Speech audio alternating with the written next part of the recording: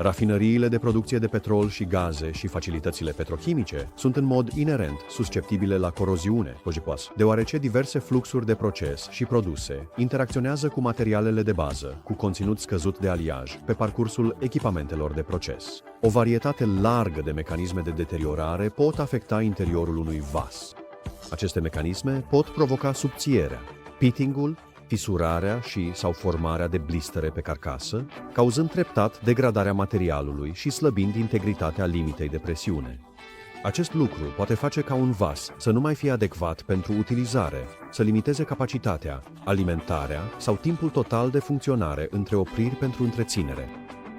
EGS este capabil să abordeze aceste mecanisme de deteriorare și să inhibe daunele ulterioare, printr-o tehnologie specializată de acoperire cu aliaj metalic prin pulverizare termică de mare viteză. Soluțiile de pulverizare termică de mare viteză ale IGS îmbunătățesc substraturile existente la aliaje superioare, care oferă o barieră pentru a atenua coroziunea sau eroziunea și îngheață starea actuală a substratului de bază, eliminând astfel eșecurile catastrofale, opririle forțate sau întreținerea care ar putea prelungi o oprire programată.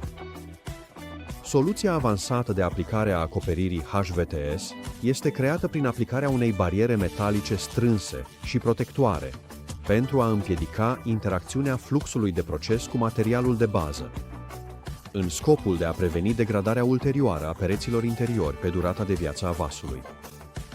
Datorită eficacității dovedite, acoperirile metalice din aliaje pulverizate termic de mare viteză au apărut rapid ca tehnologia preferată pentru atenuarea coroziunii.